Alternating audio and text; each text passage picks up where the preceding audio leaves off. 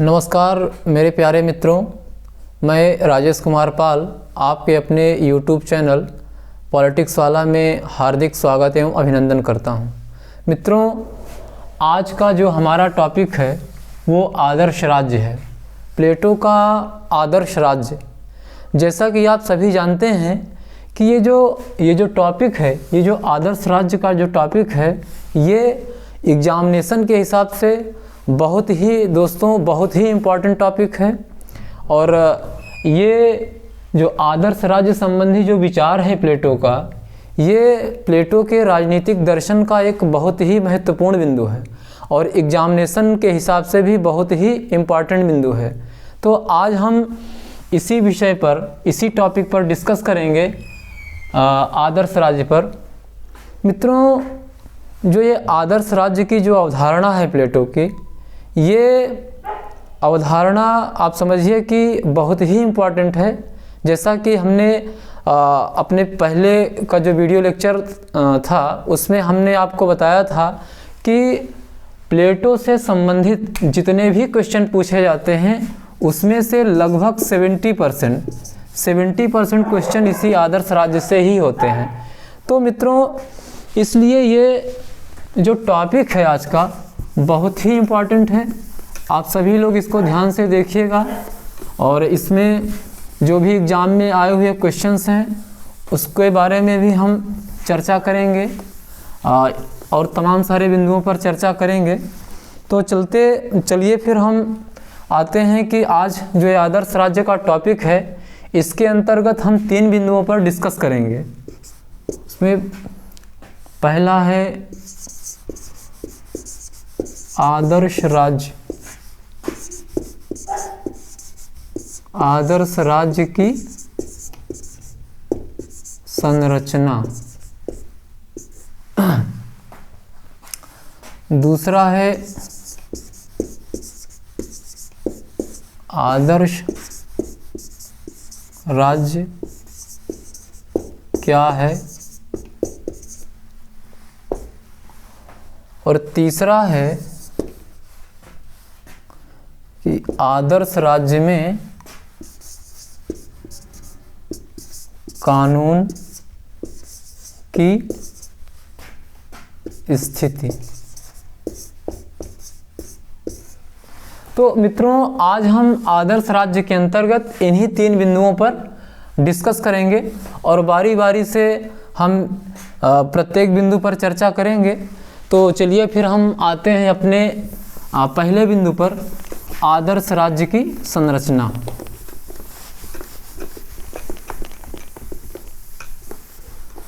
मित्रों, आप सभी जानते हैं कि जो प्लेटो का जो आदर्श राज्य है, प्लेटो की जो आदर्श राज्य की संकल्पना है, तो ये संकल्पना जैसा कि आप सभी जानते हैं कि प्लेटो का ये मानना है कि जो मानव आत्मा के 3 तत्व होते हैं, उन्हीं 3 तत्वों के आधार पर इसने 3 वर्ग बताए हैं आदर्श राज्य में, और उसी के आधार पर इसकी रचना प्लेटो ने की है आदर्श राज्य की। तो ये जो मानव आत्मा के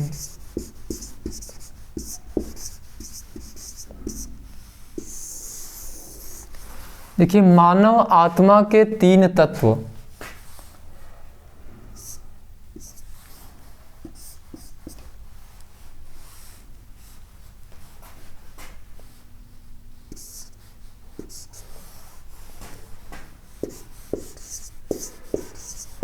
विवेक, साहस,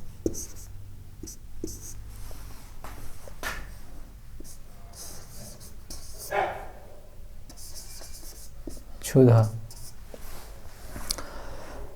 तो मित्रों, ये जो मानव आत्मा के 3 तत्व प्लेटो ने स्वीकार किए हैं और इन्हीं 3 तत्वों के आधार पर उसने आदर्श राज्य के 3 वर्ग बताए हैं। तो मित्रों, इस पर चर्चा करने से पहले कुछ महत्वपूर्ण बिंदु है उसके बारे में आप जान लीजिए। ये जो प्लेटो ने जो मानव आत्मा के 3 तत्व स्वीकार किए हैं, तो इस 3 तत्व को उसने पाइथागोरस, जो कि एक प्रकृतिवादी दार्शनिक है, उससे लिया है।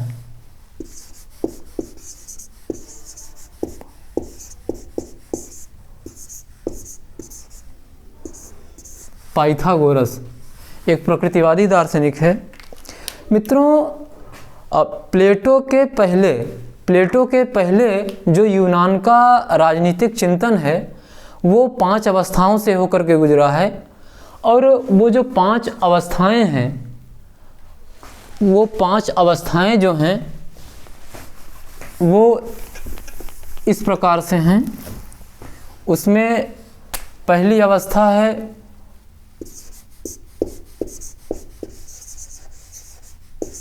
प्रारंभिक चिंतन की, दूसरी अवस्था है प्रकृतिवादी चिंतन की, तीसरी अवस्था है मानववादी चिंतन की, चौथी अवस्था है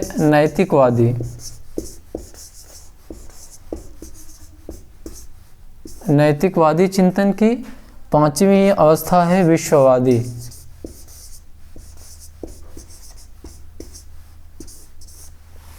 तो मित्रों, थोड़ा सा प्लेटो से पहले एक नज़र डाल लीजिए, क्योंकि ये जो प्लेटो के पहले का जो राजनीतिक चिंतन है यूनान का, वो 5 अवस्थाओं से गुजरा है। प्रारंभिक चिंतन, प्रकृतिवादी चिंतन, मानववादी चिंतन, नैतिकवादी चिंतन, विश्ववादी चिंतन। तो जो ये जो प्रकृतिवादी चिंतन है, जो प्रकृतिवादी संप्रदाय है, इस संप्रदाय का जो प्रवर्तक, इस संप्रदाय का प्रवर्तक थालेस को माना जाता है, और इसी प्रकृतिवादी संप्रदाय का दार्शनिक है पाइथागोरस।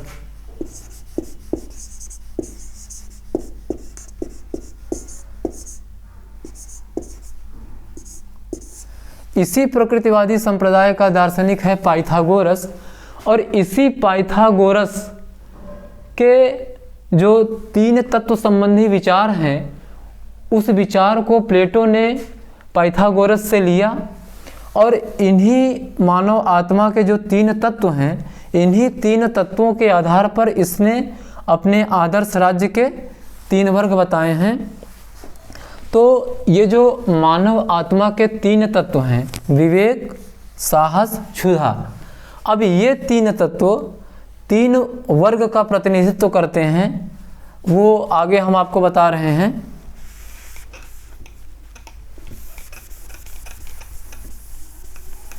ये 3 तत्व का प्रतिनिधित्व 3 वर्ग करते हैं, जो इस प्रकार हैं। यहाँ पे आपका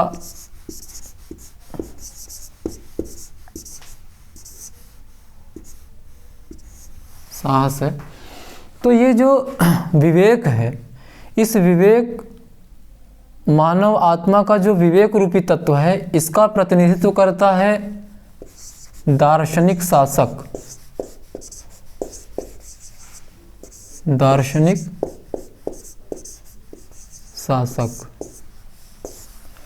और साहस का प्रतिनिधित्व करता है सैनिक वर्ग,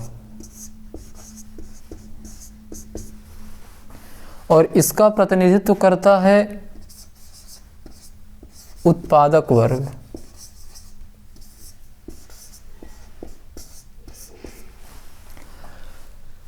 तो विवेक का प्रतिनिधित्व करता है दार्शनिक शासक, साहस का प्रतिनिधित्व करता है सैनिक वर्ग, क्षुधा का प्रतिनिधित्व करता है उत्पादक वर्ग। मित्रों, यहाँ पर एक बहुत ही इम्पॉर्टेंट चीज़ है, आप उस पर गौर करिएगा। ये जो दार्शनिक शासक की अवधारणा है, ये जो दार्शनिक शासक की अवधारणा है, इसको प्लेटो ने प्रकृतिवादी दार्शनिक, एक दूसरा प्रकृतिवादी दार्शनिक है, बहुत ही इंपॉर्टेंट है, हेराक्लिट्स।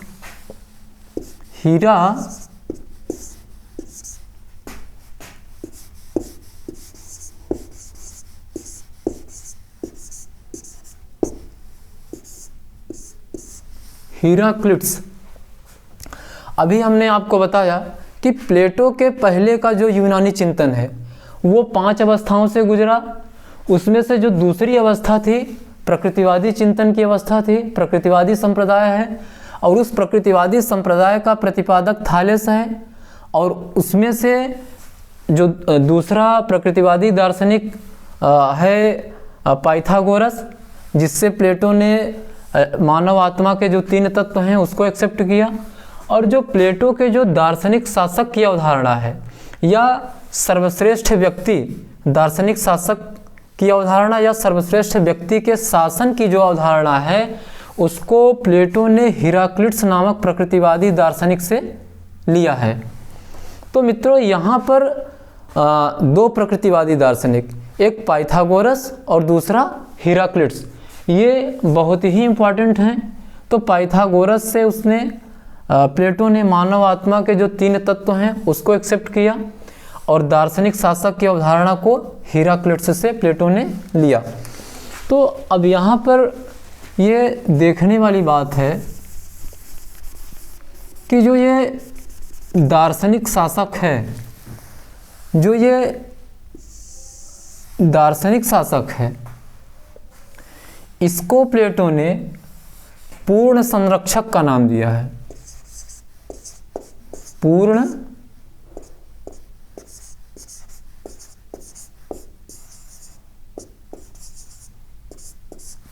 इसको प्लेटो ने पूर्ण संरक्षक का नाम दिया है दार्शनिक शासक को, और इसको सैनिक वर्ग को सहायक संरक्षक बोला है।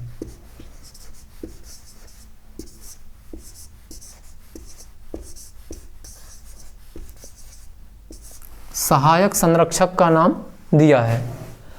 तो मित्रों जो ये दार्शनिक शासक है ये प्लेटो के चिंतन की एक बहुत ही महत्वपूर्ण अवधारणा है। और ये मानव आत्मा के 3 तत्व हैं। विवेक का प्रतिनिधित्व करता है दार्शनिक शासक। दार्शनिक शासक को पूर्ण संरक्षक का नाम भी प्लेटो ने दिया है। साहस का प्रतिनिधित्व करता है सैनिक वर्ग, जिसको कि प्लेटो ने सहायक संरक्षक का नाम दिया है। और क्षुधा का प्रतिनिधित्व करता है उत्पादक वर्ग, जिसमें कृषक, शिल्पकार वगैरह सब आ जाते हैं, व्यापारी। तो मित्रों अब इन्हीं मानव आत्मा के 3 तत्व के आधार पर प्लेटो ने आदर्श राज्य के 3 वर्ग बताए और तीनों वर्ग के उसने पृथक पृथक कार्य बताए हैं। और ये तीनों वर्ग अपना अपना काम जब अपना अपना निर्धारित कार्य करेंगे और एक दूसरे के कार्य में हस्तक्षेप नहीं करेंगे, तो इस प्रकार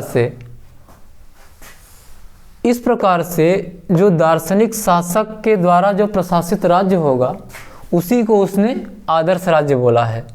तो हमने अभी आपको बताया कि जो हमारा दूसरा टॉपिक होगा डिस्कशन का वो होगा आदर्श राज्य। तो आदर्श राज्य प्लेटो कहता किसको है? आदर्श राज्य प्लेटो ऐसे राज्य को कहता है कि जिसमें ये तीनों वर्ग अपना अपना काम, अपना अपना निर्धारित कार्य करेंगे और एक दूसरे के कार्य में हस्तक्षेप नहीं करेंगे। तो ऐसा राज्य जो दार्शनिक राजा द्वारा प्रशासित होगा उसी को प्लेटो ने आदर्श राज्य कहा है। और मित्रों ये जो आदर्श राज्य के संबंध में उसने जो ये कहा कि तीनों वर्ग अपना अपना कार्य करेंगे और एक दूसरे के कार्य में हस्तक्षेप नहीं करेंगे, तो ऐसा राज्य की ऐसी अवस्था जो दार्शनिक शासक द्वारा प्रशासित होगी उसे ही उसने आदर्श राज्य की संज्ञा दिया है, उसे ही उसने आदर्श राज्य कहा है। तो मित्रों यहाँ पर प्लेटो जो कहता है कि प्रत्येक वर्ग अपना निर्धारित कार्य करेगा और एक दूसरे के कार्य में हस्तक्षेप नहीं करेगा, तो यहाँ पर प्लेटो कार्य विशेषीकरण,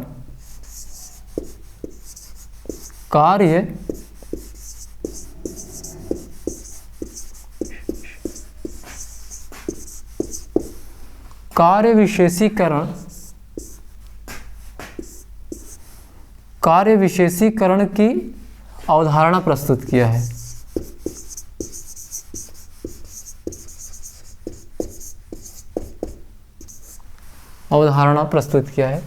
तो मित्रों जो ये कार्य विशेषीकरण है, जो कार्य विशेषीकरण की अवधारणा है,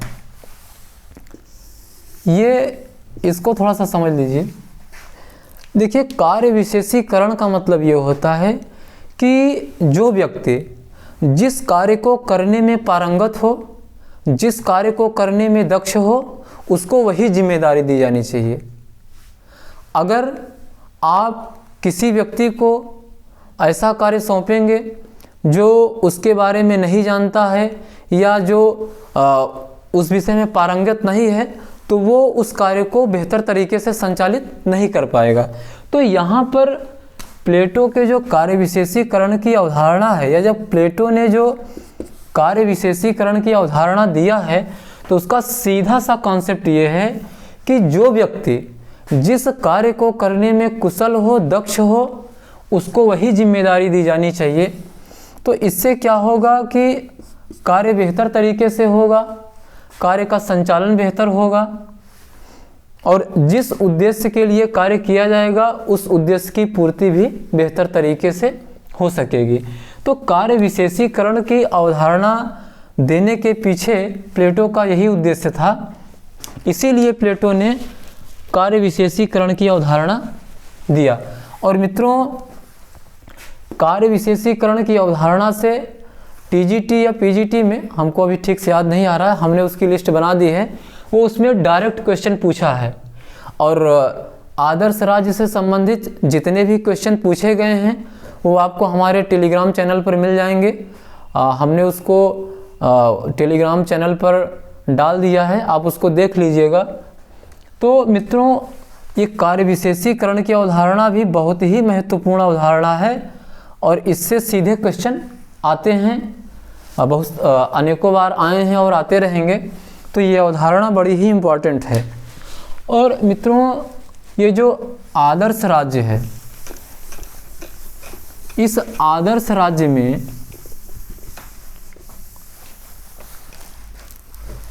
एक प्रश्न आया है कि स्त्री पुरुष समानता के बारे में प्लेटो के आदर्श राज्य में, वो आप क्वेश्चन उसमें देख लीजिएगा टेलीग्राम पर। तो ये जो आदर्श राज्य है, इसमें स्त्री पुरुष समानता की बात की गई है। स्त्री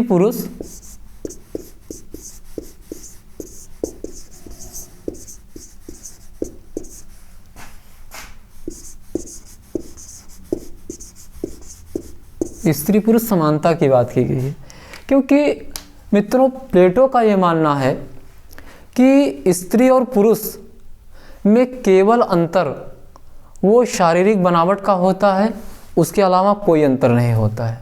प्लेटो स्त्री पुरुष में अंतर का सिर्फ एक आधार मानता है, शारीरिक संरचना।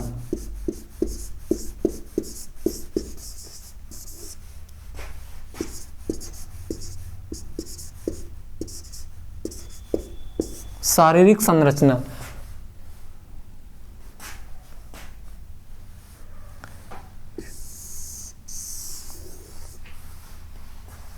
शारीरिक संरचना के आधार पर ही वो अंतर मानता है और कोई अंतर नहीं मानता है। प्लेटो कहता है कि इनको यदि बेहतर शिक्षा दी जाएगी स्त्रियों को, तो ये प्रशासन का काम भी अच्छे से करेंगी, बाकी सारे काम भी अच्छे से करेंगी।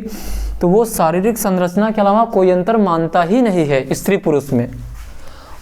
इसीलिए वो यहाँ पर स्त्री पुरुष समानता की बात करता है और ये अच्छी बात है। भाई, स्त्रियां भी किसी से कम नहीं हैं उनको भी बेहतर शिक्षा और बेहतर प्रशिक्षण दिया जाएगा तो वो भी हर क्षेत्र में बेहतर परफॉर्मेंस कर सकती हैं और कर भी रही हैं। तो ये प्लेटो का एक बड़ा ही प्रगतिशील विचार है स्त्री पुरुष समानता के संबंध में। और प्लेटो ने अपने आदर्श राज्य की जो जनसंख्या है, जो आदर्श राज्य की जनसंख्या है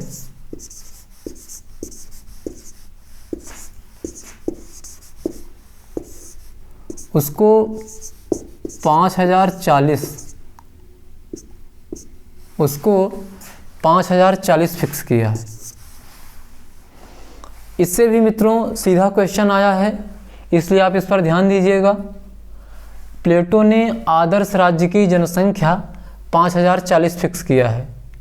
और मित्रों ये जो आदर्श राज्य की अवधारणा है इसको तो प्लेटो ने रिपब्लिक में दिया है। आदर्श राज्य की अवधारणा को प्लेटो ने रिपब्लिक में दिया है। और इसका जो उप आदर्श राज्य है प्लेटो का, उप आदर्श राज्य की अवधारणा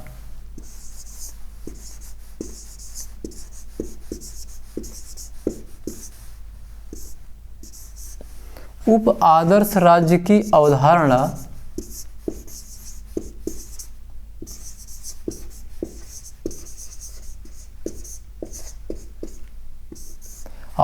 प्लेटो ने किसमें दिया है? लॉज में दिया है। उप आदर्श राज्य की अवधारणा प्लेटो ने लॉज में दिया है। तो मित्रों आदर्श राज्य की अवधारणा प्लेटो ने रिपब्लिक में दिया है और उप आदर्श राज्य की अवधारणा प्लेटो ने लॉज में दिया है, जो कि प्लेटो की अंतिम रचना थी। इसको प्लेटो महोदय पूरा नहीं कर पाए थे और इस रचना को इनके प्रिय शिष्य फिलिप ने पूरा किया था, जैसा कि हमने आपको पहले बताया है। तो ये बिंदु बड़े ही इम्पॉर्टेंट हैं, इनको आप ध्यान से देखिएगा, इन पर गौर करिएगा, क्योंकि इनसे सीधे क्वेश्चन आए हैं कई बार और आएंगे निकट भविष्य में, इसलिए इनको आप ध्यान में रखिएगा। और मित्रों अब हम आते हैं अपने तीसरे बिंदु पर कि आदर्श राज्य में जो कानून की स्थिति, कानून की स्थिति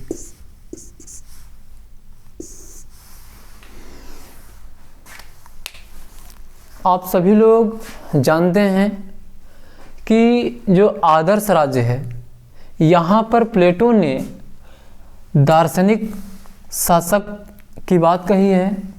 शासन की जिम्मेदारी उसने दार्शनिक शासक को दी है और दार्शनिक शासक कानून के बंधन से मुक्त है, वो कानून से ऊपर है, उसके ऊपर कोई कानून लागू नहीं होता है, तो इत्यादि चीज़ें।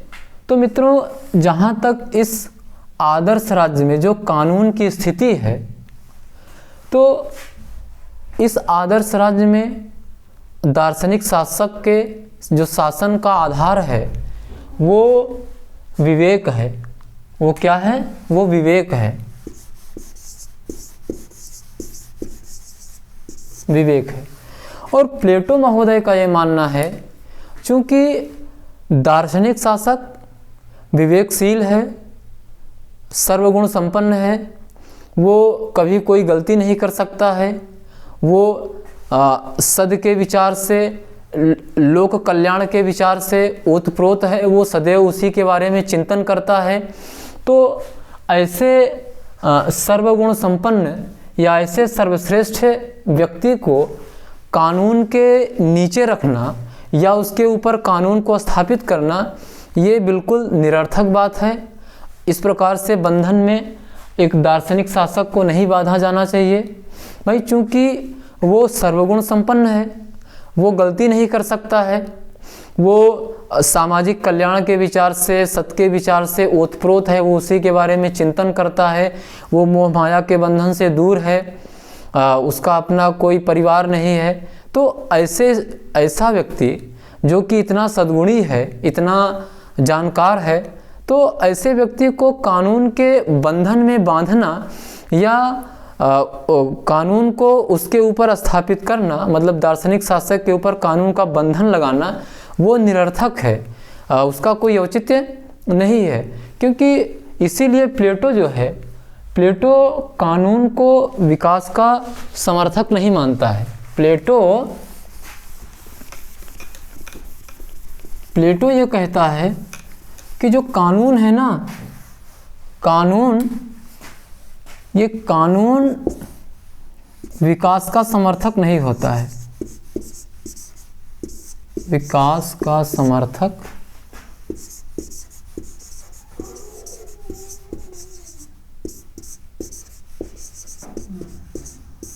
ये जो कानून है, प्लेटो का ये मानना है कि कानून विकास का समर्थक नहीं होता है, बल्कि कानून रूढ़ियों का प्रतीक होता है। कानून रूढ़ियों का प्रतीक होता है।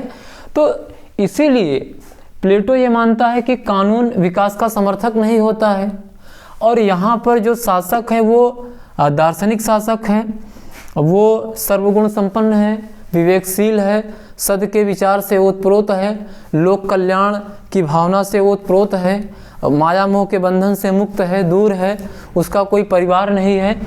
तो ऐसे व्यक्ति के ऊपर कानून का बंधन लगाना, कानून का एक प्रकार से कानून के घेरे में उसको बांध करके रखना, ये निरर्थक बात है, ये अनुचित बात है। इसीलिए प्लेटो यहाँ पर रिपब्लिक में, इसीलिए प्लेटो रिपब्लिक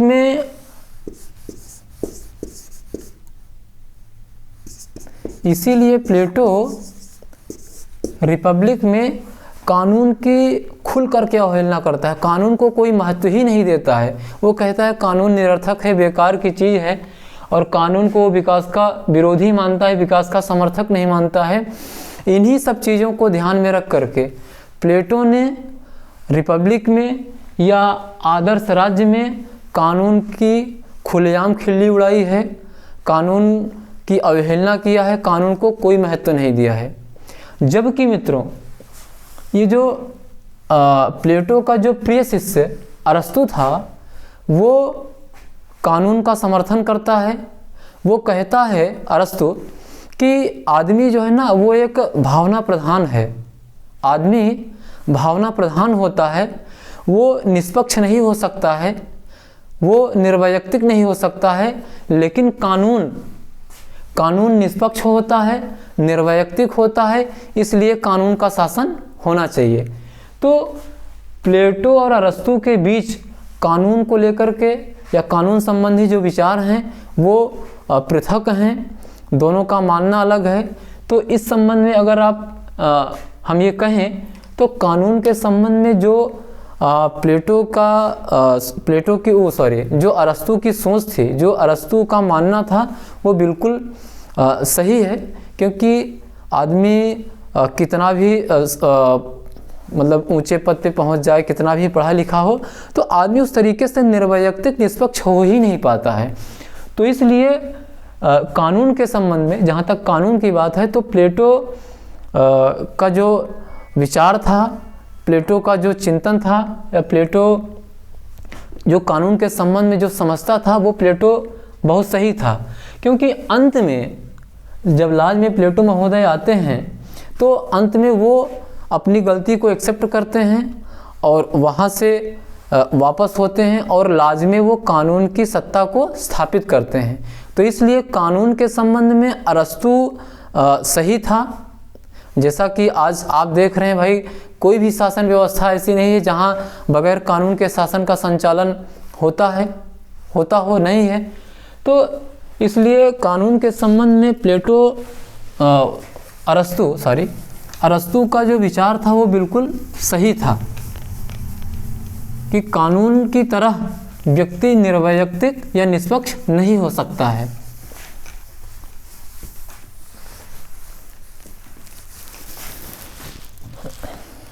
तो मित्रों, आज आपके सामने हमने आदर्श राज्य के संबंध में विचार प्रस्तुत किए कि आदर्श राज्य की संरचना कैसी है, उसमें कितने वर्ग हैं, फिर आदर्श राज्य प्लेटो कहता किसको है, फिर आदर्श राज्य में कानून की स्थिति क्या है, तमाम सारी चीज़ें। तो हम समझते हैं कि आदर्श राज्य के संबंध में, आदर्श राज्य की जो अवधारणा है, इसके संबंध में आपको आपका जो एक आदर्श राज्य के संबंध में जो विचार हैं, जो आदर्श राज्य के संबंध में ज्ञान है, आपको एक बेहतर ज्ञान हुआ होगा और आपको बहुत सारी चीज़ें सीखने को मिली होंगी। तो मित्रों, इसी प्रकार से हम लोग क्रमबद्ध तरीके से एक एक करके सारे बिंदुओं पर डिस्कस करेंगे और आगे बढ़ते रहेंगे। और इससे संबंधित जो भी क्वेश्चंस हैं आदर्श राज्य से संबंधित, ये हमारे टेलीग्राम चैनल